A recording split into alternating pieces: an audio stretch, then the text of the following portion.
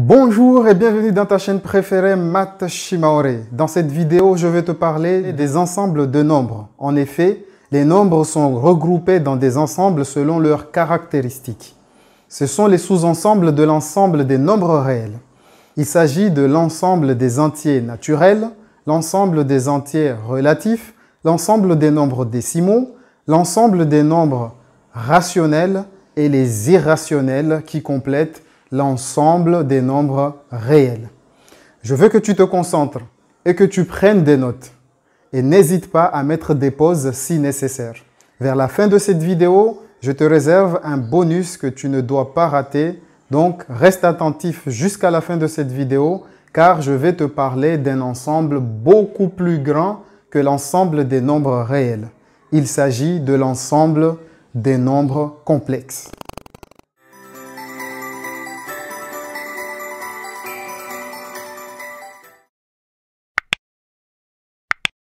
Le premier ensemble que je vais te parler, c'est l'ensemble des entiers naturels. Ce sont les nombres entiers positifs qui nous permettent de compter naturellement des objets semblables. Un cahier, un stylo, deux cahiers. Et des fois, il n'y a rien à compter. Rien est symbolisé par le nombre 0. 0 est donc un entier naturel. J'ai fait une vidéo dans laquelle je présente beaucoup plus de caractéristiques de cet ensemble, l'ensemble des entiers naturels. Je t'invite à aller la regarder en cliquant sur le lien en haut à droite ou en allant dans la description de cette vidéo. On ajoute à l'ensemble des entiers naturels les entiers négatifs. Ce sont les entiers qui s'écrivent avec le signe moins. Moins 1, moins 2, moins 3, moins 5. Ce sont les opposés des entiers naturels.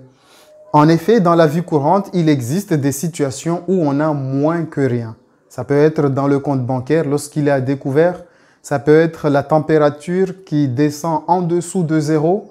Donc, l'ensemble des entiers naturels complétés avec tous ses opposés, les entiers négatifs, forment un nouveau ensemble qui est nommé Z. C'est l'ensemble des entiers relatifs.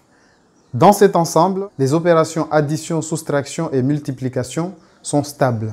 J'ai fait une vidéo qui explique bien cela. Tu peux la voir en cliquant sur les liens en haut à droite ou en allant dans la description de cette vidéo. Lorsqu'on prend un nombre entier et qu'on le divise par 10, 100, 1000, 10 000, 100 000, etc., qui sont des puissances de 10, on obtient un nouveau ensemble. C'est l'ensemble des nombres décimaux. En effet, les nombres décimaux sont les nombres qui peuvent s'écrire sous la forme d'une fraction décimale.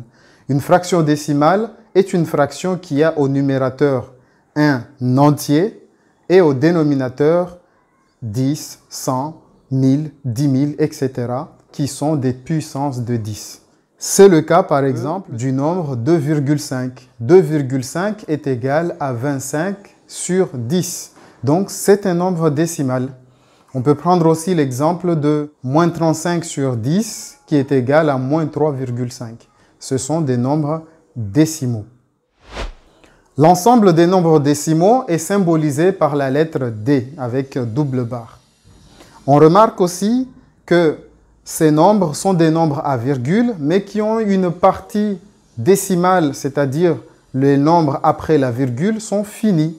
On va se rendre compte que ce n'est pas toujours le cas dans d'autres ensembles. Je vais donc te parler maintenant de l'ensemble des nombres rationnels. En effet, au lieu de diviser un entier par 10, 100 des puissances de 10, on peut diviser un entier par un autre entier quelconque. Et on se rend compte qu'on crée un nouveau ensemble, c'est l'ensemble des nombres rationnels. En effet, l'ensemble des nombres rationnels, ce sont des nombres qui peuvent s'écrire sous la forme d'une fraction avec au numérateur et au dénominateur des entiers. C'est le cas des nombres 1 tiers, 1 septième, dont on peut démontrer que ce ne sont pas des nombres décimaux, car on ne peut jamais les écrire sous la forme d'une fraction décimale. Ce sont plutôt des nombres rationnels. L'ensemble des nombres rationnels est noté par la lettre Q. On remarque que ces nombres sont des nombres à virgule, mais la particularité est que la partie décimale, les nombres après la virgule, est périodique et infini. Exemple, 1 sur 3 est égal à 0,33333. La calculatrice, elle s'arrête car il y a des 3 à l'infini. C'est un nombre rationnel, ce n'est pas un nombre décimal, bien que l'on puisse l'écrire sous la forme d'une fraction avec un entier au numérateur et un entier au dénominateur. Dans cet ensemble, les 4 opérations sont stables. Addition, soustraction, multiplication, division peuvent se réaliser dans cet ensemble. On se rend compte ensuite qu'il y a des nombres qui ont une particularité différente des nombres rationnels. Ce sont des nombres irrationnels. C'est le cas par exemple de racine de 2. Ce sont des nombres qui peuvent s'écrire sous la forme d'un nombre à virgule, sauf qu'on ne peut jamais l'écrire sous la forme d'une fraction. On remarque aussi que leur partie décimale, les nombres après la virgule, est un très grand nombre qui n'est pas fini et qui n'est pas périodique. Pi est un nombre irrationnel. Racine de 2 est un nombre irrationnel. Racine de 3 est un nombre irrationnel. On aura l'occasion de faire les démonstrations de ces nombres particuliers que je viens de citer. Une fois que ça sera fait, tu les trouveras en haut à droite ou dans la description de cette vidéo. On remarque donc que les entiers naturels sont des entiers relatifs. Les entiers relatifs sont eux aussi des nombres décimaux. Les nombres décimaux sont des rationnels. Par contre, les irrationnels viennent pour compléter le grand ensemble que nous connaissons, l'ensemble des nombres réels. Et dans l'ensemble des nombres réels, toutes les opérations sont stables.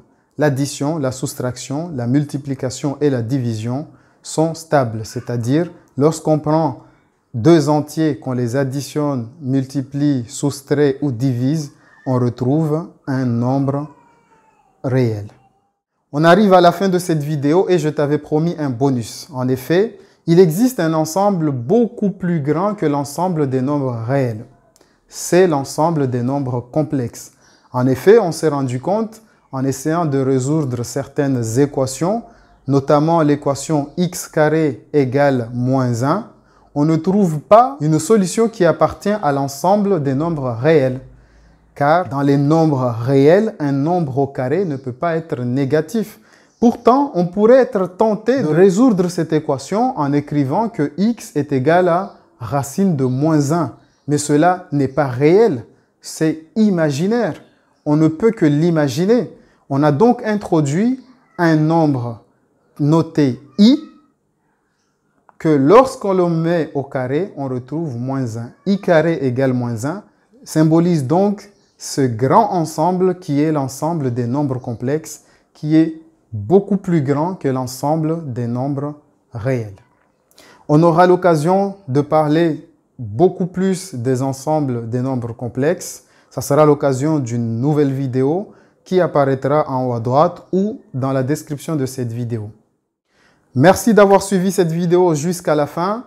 Je t'invite à la regarder plusieurs fois et à prendre des notes, à mettre des pauses et à la partager avec toutes les personnes que tu aimes. Avant de te laisser, je te rappelle que si tu as besoin d'un accompagnement pour n'importe quelle matière, de la maternelle jusqu'au supérieur, n'hésite pas à faire appel à Joua School qui propose des cours particuliers à domicile ou à distance pour toutes les matières et tous les niveaux pour accompagner des élèves ou des étudiants ou des personnes qui préparent des concours, que ce soit ceux en difficulté ou bien ceux qui cherchent l'excellence, ceux qui cherchent à aller plus loin. Donc, si tu as besoin d'accompagnement ou tu connais quelqu'un qui a besoin d'accompagnement, n'hésite pas à le faire savoir que Joua School est là pour ça. Je te laisserai dans la description de cette vidéo les coordonnées pour rejoindre Joua School. Objectif réussite. À bientôt dans une nouvelle vidéo de Math Shimaore.